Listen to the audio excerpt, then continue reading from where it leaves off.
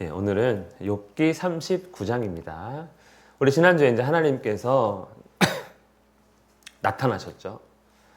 폭풍 가운데 나타나셔서 욥에게 말씀하십니다. 욥의 질문은 그거였어요. 왜 제가 고통을 당해야 됩니까? 고통의 이유를 알려주시면 제가 위로될 것 같습니다. 뭐 이렇게 이제 질문한 것이지요. 그런데 하나님 나타나셔가지고 그래 미안하다. 사탄이 찾아와서 내가 네 자랑을 했는데 사탄이 네가 복 받아서 남 있는 거라 하더라 해서 내가 그럼 고통 줘봐라 그래가지고 준 거다 이렇게 이제 얘기하지 않으셨다는 거예요. 사과하지 않으셨고 사과할 일도 아니라는 것이죠. 하나님은 미안하다는 말을 안 했거든요. 오히려 하나님께서 질문합니다. 네가 하늘의 별을 봤느냐? 저 바다 깊은 곳에 일어나는 일들을 알고 있느냐? 저 새끼 까마귀가 어떻게 먹는지 알고 있느냐? 하면서 질문만 계속 하는데 그 질문이란 것이 결국에는 모르겠는데요. 저 모르는 일인데요. 저는 알지 못합니다. 이런 대답만 할 수 있는 크고 놀라운 일, 신비스러운 일에 대해서만 하나님께서 말씀하셨다는 거예요. 하나님의 광대하심, 얼마나 크고 놀라운 하나님인지 그것을 질문을 통해 계속해서 욥에게 보여주신 것입니다. 즉 그렇게 고난에 대해서 안다 해서 하나님을 믿게 되는 게 아니라 그 고난에 대해서 모른다 할지라도 크신 하나님을 알게 되면 하나님을 더욱더 신뢰할 수 있음을 우리에게 보여주시는 것이지요. 가령 우리가 이제 집안일도 하고 사회생활도 합니다. 자녀들이 그걸 다 아나요? 엄마 아빠가 밖에서 얼마나 고생하는지 알아. 이렇게 화낼 때도 있지만 그걸 일일이 다 설명하지 않습니다. 그렇죠? 그냥 아이들은 그냥 아빠는 아빠대로 엄마는 엄마대로 뭔가 하는데 잘 몰라요. 하지만 자기들이 살아가는 그 시간 속에서 엄마가 아빠가 하는 일을 다 이해하지 못하지만 큰 일을 하고 계신다는 생각에 그냥 믿죠. 엄마 아빠를 믿죠. 다 모르지만 마찬가지라는 거예요. 너희가 내가 하는 그 모든 일들을 다 몰라도 된다. 하지만 나는 큰 일을 하고 있고 놀라운 일을 하고 있으니까 걱정하지 말고 나를 믿어라. 이렇게 이제 시작을 하신 겁니다. 이후에도 오늘 말씀 포함해서 계속해서 하나님은 욥을 향해 질문을 계속합니다. 아마 같은 이제 비슷한 류의 질문을 계속해서 하는 것입니다. 이렇게 보면 하나님께서 고통이 이런 거야 라고 답을 주시는 것보다 이 질문이 우리에게 더 많은 것들을 깨닫게 하고 더 큰 하나님을 보게 하는 것이지요. 오늘 계속해서 하나님께서 질문하십니다. 첫 번째는 이제 산염소와 암사슴. 그러니까 살아있는 염소가 아니라 산에 사는 염소. 그다음에 그러니까 야생 짐승에 관한 이야기를 오늘은 다 이제 야생 동물로만 채워주세요. 산염소가 새끼치는 때를 네가 아느냐? 압니까 우리가? 네, 모르죠. 예, 교미하고 애기 새끼 낳는 건 알지만 언제 그러는 건지 잘 모르죠. 암사슴이 새끼 낳는 것을 네가 본 적 있느냐? 우리는 본 적이 없지만 잘 뛰어다닙니다. 보면 저기 동천에 한 번씩 산책하다 보면 고라니 막 다닙니다. 새끼 막 저보고 놀라고 나도 지 놀라고 같이 놀래요. 막 자전거 타다 보면. 근데 도대체 걔는 어디 사는 거예요? 이 추운 겨울에 어디 있다 나오는 겁니까? 신기한 거죠. 맞죠? 아무리 그런 동물 학자가 있어가지고 연구해도 실상 신기한 거 아닙니까? 그런 거 아냐는 거예요. 예. 인간은 알지 못하는 생명의 비밀이 있다는 겁니다. 그러니까 알지 못하는 세계가 있다는 거예요.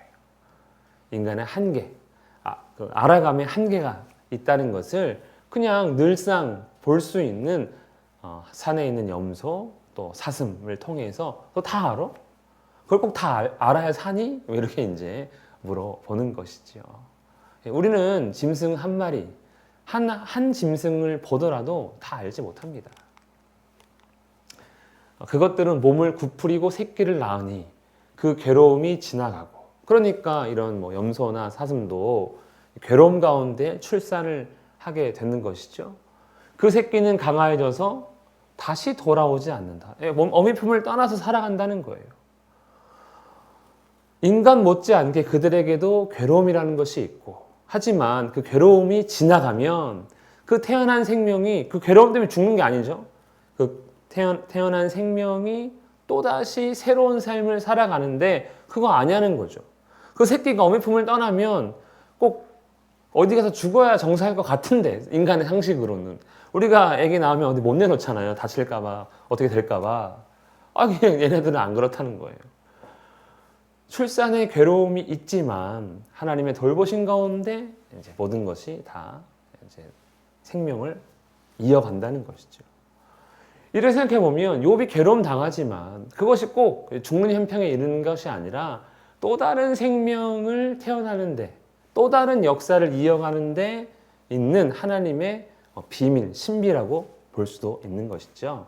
어쨌든 짐승의 출산을 통해서 하나님께서 여러 가지 이제 네 알아? 너 그런 것들이 얼마나 신비로운 건데 너가 잘 알고 있니? 하면 이렇게 이야기하십니다. 또 이번엔 야생 나귀. 그러니까 집에서도 나귀가 있죠. 뭐 교통수단이든 짐을 옮기는 그런 나귀가 아니라 이제 야생 나귀에 대해서 이야기하십니다. 누가 나귀를 놓아 자유롭게 하였느냐? 야생에 사는 나귀는 자유롭게 살아가죠. 그렇죠? 네. 그거 누가 그렇게 했냐는 거예요. 그러게요. 맞죠? 걔네들은 그냥 그렇게 사는 거 아닌가? 하는데 그것이 하나님의 주신 자유라는 거예요. 그거 내가 자유롭게 만들었기 때문에 걔네들은 거기서 자유를 누리는 거야. 집에서 키우는 나귀는 그렇게 만들었기 때문에 집에서 키울 수 있게 되었다는 것이죠. 반대로 생각하면 내가 그러니까 광야, 야생이죠. 그것들의 집으로, 들나귀의 집으로, 소금 땅, 그러니까 사람이 거할 수 없는 그런 땅이죠. 그것이 사는 처소로 삼았다. 우리 인간이 보기에는 광야, 아무도 살 수 없는 곳이죠. 못 삽니다. 우리 창평동 여기 뭐 논밭에서 살려고 그러면 살 수 있겠습니까? 사람이 여기 있어도. 집을 짓고 뭐 사람이 살 만한 뭔가 환경이 조성돼야 되는데 전혀 그렇지 않잖아요.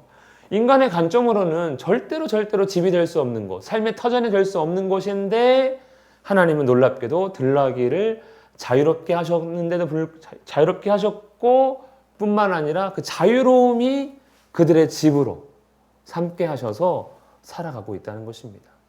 낮의 온도가 뜨겁게 높아져도 밤에는 엄청 추워져도 그들은 죽지 않고 신기하게 살아가고 있다는 것이죠. 우리는 죽어야 되는데 그들은 살고 있습니다. 인간의 관점으로 절대로 이해할 수 없죠. 아까 우리 고란이 잠깐 얘기했던 것처럼 신기한 것이죠. 자연은 그렇게, 세상은 그렇게 신비로운 곳이다. 들나귀는 성읍에서 짓거리는 소리를 비웃는다. 이게 무슨 말이냐면 성읍 안에 또 나귀들이 있잖아요. 나귀 치는 사람, 즉 나귀를 길들이고 말 듣게 만드는 이러한 사람이 있는데 그 사람이 막 소리 질러도 나귀는 들은 척 만척한다는 거예요. 왜? 나는 집에 있는 나귀가 아니니까. 나는 야생 나귀니까 그거 무시한다는 거예요. 하나님이 그런 자유를 주셨다는 것이죠. 그리고 나귀 치는 사람이 소리를 지르지만 들리지 않습니다. 그러니까 말을 듣지 않는 거죠. 인간이 미치지 못하는 영역이 있는 것이죠. 나귀가 인간의 손에 길들여져서 짐도 나르고 하지만 이 야생 나귀는 인간이 아무리 노력해도 길들일 수 없는 그런 영역에 있는 존재가 또 있다는 것입니다. 우리가 고통, 고난의 문제를 우리가 길들이고 싶어 하잖아요. 그런 거 아닙니까? 인생이란 것이 고난을 좀 통제하고 싶잖아요. 그러니까 고난당해도 고난을 대비해서 보험도 들고 돈도 모으고 또 작은 집보다는 큰 집, 창문 작은 거보다 뭐 이렇게 약한 거보다는 튼튼한 거, 뭐 자동차도 마찬가지 아닙니까? 기왕이면 더 튼튼하고 좋은 거 타고 싶은 것이 사람 마음이잖아요. 왜? 고난을 좀 통제하고 싶거든요. 고통을 좀 통제하고 싶거든요. 인간이 통제할 수 있는 영역의 한계가 있다는 거예요. 들나귀조차도 너희는 통제할 수 없다. 이 이야기를 하시는 것이죠. 누가 통제합니까? 하나님이 통제하죠. 들소가 어찌 기꺼이 너희를 위하여 일하겠으며. 야생소죠. 집에 있는 소가 아닙니다. 그러니까 야생에 있는 것과 집에 있는 같이 있는 것들만 이렇게 이야기하는 거예요. 그러니까 마치 모든 소를 우리가 다 통제할 수 있고 그들에게 뭐 굴레를 씌워가지고 밭을 갈 수 있게 만들 것 같지만 너희가 할 수 있다고 생각하는 그 모든 것들이 사실은 할 수 없는 게 더 많다는 것을 이야기하는 것이죠. 아까 좀 전에 나귀도 마찬가지지만 들소가 너희를 위하여 일하겠느냐? 이 들소를 외양간에 머물 수 있게 하겠느냐? 못한다는 거예요. 못한다는 거예요. 인간이 통제할 수 없는 영역이 있다. 하물며 소도 그렇다. 고통은 어떻겠느냐 이런 이야기를 하게 되는 것이죠. 또 그것이 힘이 세다고 네가 그것을 의지하겠느냐? 들소가 힘이 셉니다. 사람이 소 못 이기죠? 소 이기십니까? 못 이기잖아요. 예. 그런데 그러면 힘이 세다고 해서 그걸 의지하면 이 소가 곡식을 집으로 실어 오고 우리를 위해서 뭐 곡식을 모으는데 곡식을 빻거나 뭐 이렇게 농사 짓는데 도움을 주냐는 거예요. 안 주죠, 안 주죠. 힘이 세다고 와 우리 이제부터 들소를 섬기자 하고 섬긴다 한들 뭐 주냐는 거예요. 안 주죠.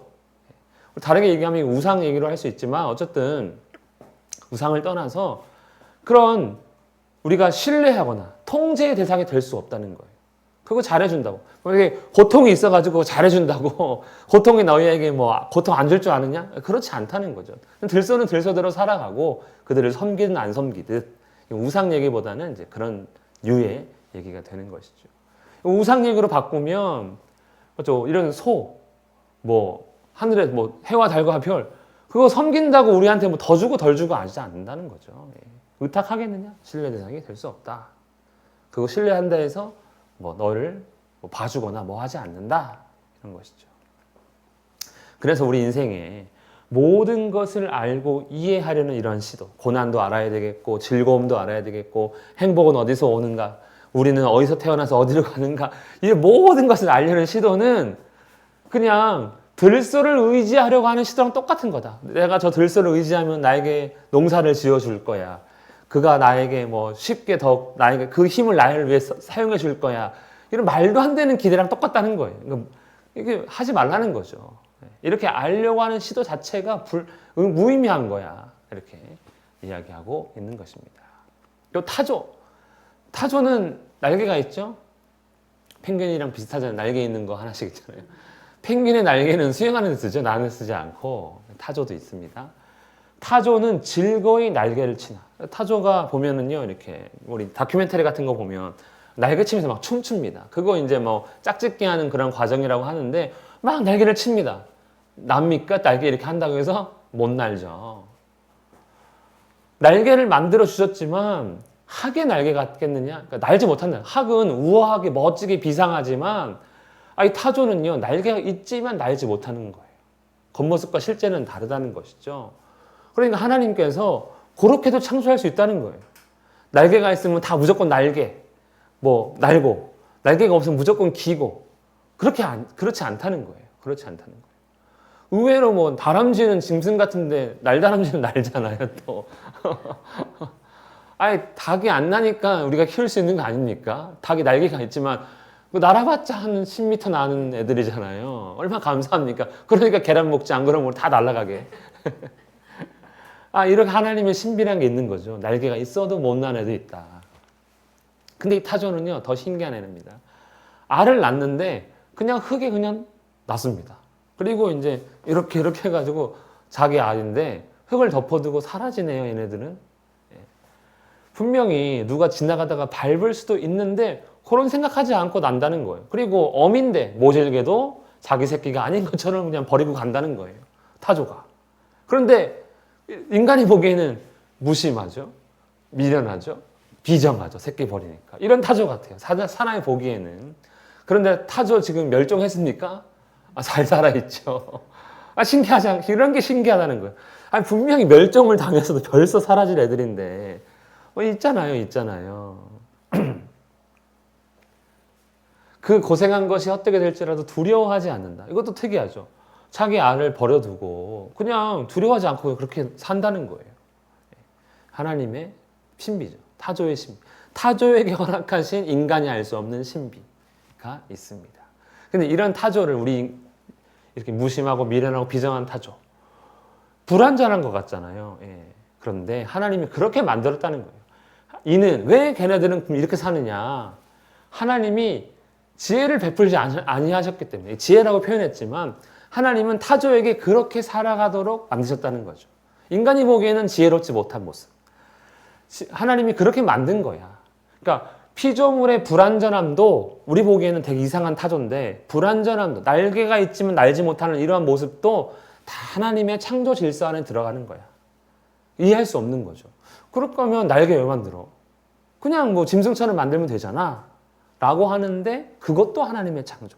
그러니까 이해할 수 없는 형태지만 하나님이 하신 일이다. 그럼 창조에 결함이 있는 거냐? 불완전하니까. 그건 아니라는 것이죠. 하나님의 계획, 타조에 대한 하나님의 신비가 있습니다. 그래서 이 타조에게는 또 희한한 거 주셨죠. 새인데 너무 빨라 달리면. 우리 알고 있잖아요. 타조가 말보다 빠른 거. 타조가 몸을 떨쳐 뛰어갈 때는 말과 그의 탄자를 우습게 여긴다. 엄청 빨라. 타조가 80km인가? 엄청 빨리 뛰어요. 막 뛰면요. 비행은 못하는데 주행은 엄청 빠른 이런 타조. 신기하라는 거죠. 세상의 신비. 하나님의 통제 안에, 하나님의 질서 안에 이런 것도 있는데 너 그거 이해할 수 있어? 이렇게 이야기하고 있습니다. 또 군마. 사람이 길들여서 쓰는 짐승이죠. 말. 그런데 그 말의 힘 네가 준 거냐? 말 데려다가 오늘은 10kg 들어. 내일은 20kg 들어. 이렇게 해가지고 막 근육 키우게 한 다음에 너 오늘부터 군마 해가지고 군마로 만들었냐는 거예요. 아니죠. 그냥 이 말 중에 용맹한 말이 있는 거예요. 말 중에 힘센 말이 있는 거예요. 그거 그냥 끌어다가 조금 훈련해가지고 인간이 이제 조련해가지고 군마로 쓰는 거 아닙니까? 그거 군마로 쓴다 해서 인간이 했느냐? 그렇지 않게 했다는 것이죠. 하나님께서 그것을 뛰게 했다는 겁니다. 하나님께서 그들의 그 코툴에 하는 그 소리, 이거 하나님께서 주신 위엄이라는 거예요. 창조의 신비가 있다. 너희가 길들였던 그것도 하나님의 신비 가운데 있는 거다. 그러니까 하나님께서 그냥 그거 길들이게 해줄 수 있게 만들었다는 거예요. 이 군마 어떻습니까? 전쟁을 앞에 막 총 쏘고 칼 있고 막 죽어 나가도 군마는 두렵지 않아 막 뛰어듭니다. 전쟁에. 사람이 채찍질하면 그냥 막 돌진해서 전쟁에 들어가는 것이죠. 이런 용맹스러운 모습 다 하나님께서 주신 거다. 그건 인간이 조련해가지고 되는 게 아니라 본성적으로 하나님께서 만든 그 말들 가운데 이런 군마가 있는 거야. 너희가 해서 너희가 통제해서 그렇게 만든 게 아니다. 그러니까 너희가 뭔가 좀 다를 줄 안다. 한다고 해서 교만하면 안 된다. 그것도 하나님께서 그것도 하나님의 신비고 하신 일이다. 이야기하고 있습니다. 이 군마 어떻습니까? 신기하게도 나팔 소리가 나면은 힝힝 울며 싸움 냄새를 맡고 뛰어간다는 거예요. 인간의 통제 안에 있는 게 아니라 이 역시도 다 하나님의 주권임을 이야기하고 있습니다. 우리가 뭔가 하는 것 같지만 그 역시도 하나님의 통제 아래에서 우리가 할 수 있는 일이라는 것이죠. 나 잘나가지고 그 사람들이 하나님 안 믿는 이유가 이런 거 아닙니까? 내가 하면 되던데. 내가 할 수 있잖아. 하나님이 도와주지 않으셔도 나 할 수 있는데. 이게 이제 문제가 되는 것이죠. 굳이 하나님을 찾지 않는. 특히 잘 살면 잘 살수록 하나님을 찾지 않죠. 왜? 다 할 수 있을 것 같으니까. 물질 만능, 기술 만능에 뭔가 다 우리가 통제하고 다룰 수 있을 것 같으니까. 하지만 하나님은 그거 다 내가 그렇게 허락해 줬기 때문에 할 수 있는 것임을 또 이야기하고 있습니다. 또 맹금류, 매와 독수리가 있죠. 매가 떠올라서 날개를 펴서 남쪽으로 향한다. 그럼 사람이 시켜서 매 남쪽으로 가. 독수리가 공중에 떠서 높은 곳에 보금자리를 만든다. 독수리 너는 저 절벽에 집 만들어서 살아. 이렇게 하냐는 거예요. 그렇죠? 네 명령을 따라서 그렇게 한 거냐? 아니죠. 하나님의 질서를 따라 매가 자유롭게 난다는 것입니다. 사람이 보기에는 독수리는 왜 저렇게 사는지, 매는 왜 저렇게 나는지 이해 못한다는 거예요. 그런데 하나님은 질서, 그렇게 질서 안에 그들도 주셨다는 것이죠. 그 눈이 멀리 봄이며 그 새끼도 피를 빨고 시체가 있는 곳에는 독수리가 있다. 여기 보면 낭떠러지의 집을 짓는다고 하죠. 하나님께 주신 본성, 그 질서 안에 그 본성이 있는 것이죠. 우리가 보기에는요, 낭떠러지의 집을 지어? 그 이상한 짓이죠. 야, 그렇게 위험한 거, 독수리한테, 독수리야, 독수리야, 거긴 되게 위험해. 거기에 집을 지으면 새끼가 떨어지면 어떻게 되겠니? 막 이렇게 할 수 있잖아요. 혹시 낭떠러지의 집을 지을 생각하십니까? 안 하잖아요. 우리 인간적으로 보기엔 위험한 곳이에요. 그런데 독수리에게는 거기가 안전한 곳이죠. 새끼를 가장 잘 키울 수 있는 곳이죠. 툭 해가지고 떨어뜨리면 새끼가 막 하는데 날지 못하면 독수리가 샥 해서 또 데리고 올라가지 않습니까? 또 탁 떨어뜨리면 또 막 하는데 또 샥 데리고 올라갑니다. 독수리한테 가장 좋은 환경이죠. 즉 인간이 이해하지 못하는 다른 우리 인간이 보기에는 가장 좋지 않은 가장 위험한 그런 곳인데 가장 안전한 곳도 그것이 가장 안전한 곳이고 또 그들이 살 수 있는 어떤 감각, 능력. 저 하늘 위에서 매나 독수리가 땅의 그 조그만 생물을 알아보고 싹 내려가가지고 탁 가로챈 다음에 먹죠. 저는 노안이어서 안 보이는 거죠. 얘네들은 보인다는 거예요. 신기하게도. 그렇게 먹고 살게끔 하나님이 만들었다는 거예요. 이해할 수 없는.